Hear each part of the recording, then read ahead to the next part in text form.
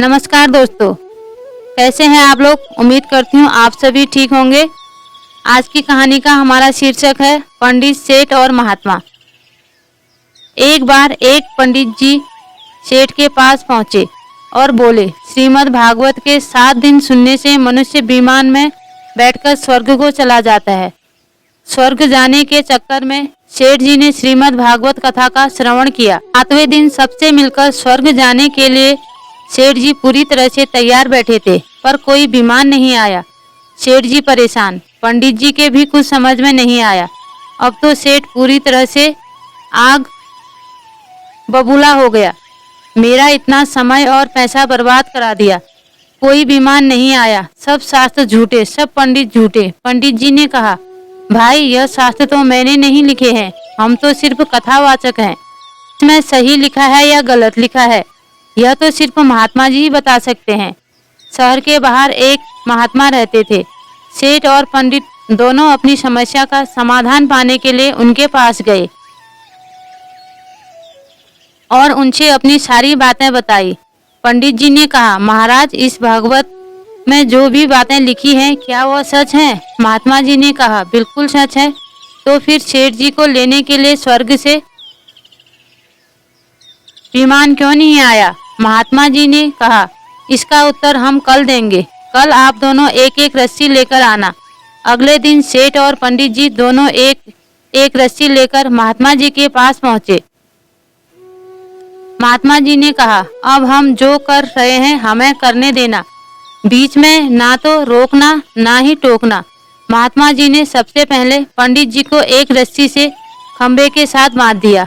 उसके बाद सेठ को भी एक खंबे से बांध दिया। इसके बाद महात्मा जी ने पंडित जी से कहा, पंडित जी अब आप सेठ जी का बंधन खोल दो। पंडित जी बोले, वाह महाराज, हम कैसे खोल सकते हैं, हमारे तो आपने हाथ पांव बांध दिए हैं, पहले हमें खोलिए फिर हम सेठ जी को खोलेंगे।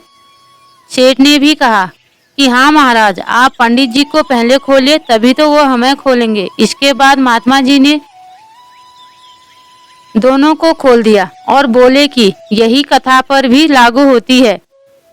जब सुखदेव राजा परीक्षित को भागवत सुना रहे थे तब वहां पर श्रोता और वक्ता दोनों ही वैरागी थे। सुखदेव आत्मज्ञानी, संसार से मुक्त, और राजा परीक्षित राजपाट से सब कुछ छोड़कर वैरागी बनकर कथा श्रवण के लिए बैठे थे। तो उनको स्वर्ग ले जाने के लिए विमान आया था, लेकिन यहाँ पर आप दोनों रागी हो और बंधन में बंधे हुए हो। आप दोनों रागी बनकर वैरागी का फल चाहते हो, तो फिर कैसे मिलेगा। पहले अपना बंधन खोलिए, तब दूसरों का बंधन खोल पाएंगे। यह पंडित रोजगार हेतु दक्षिणा की अपेक्षा से आपको कथा सुना रहा था और आप विमान में चढ़कर स्वर्ग जाने की आशा के लिए कथा सुन रहे थे। तो राग के साथ किया गया कार्य राजस होता है, यह सुख और दुख दोनों देता है। बहुत अच्छा यज्ञ हुआ, आपने बहुत बड़ा यज्ञ करवाया, यह सुनकर आपको प्रसन्नता होती है, लेकिन आपके यज्ञ में ब्राह्मण का सम्मान नहीं हुआ, ब्राह्मण को दक्षिणा कम मिली।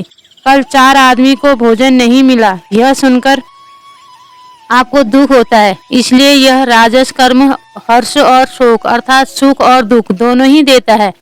आप दोनों अपने अपने स्वार्थ को सिद्ध करने के लिए कर्म कर रहे थे, अतः आप दोनों को अपने अनुसार फल नहीं मिला, इसलिए आप दोनों दुखी हैं।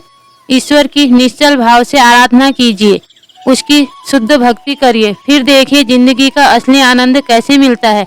दोस्तों, आपको ये कहानी कैसी लगी? अच्छी लगी हो तो लाइक कीजिए, शेयर कीजिए, कमेंट कीजिए और मेरे चैनल को सब्सक्राइब कीजिए।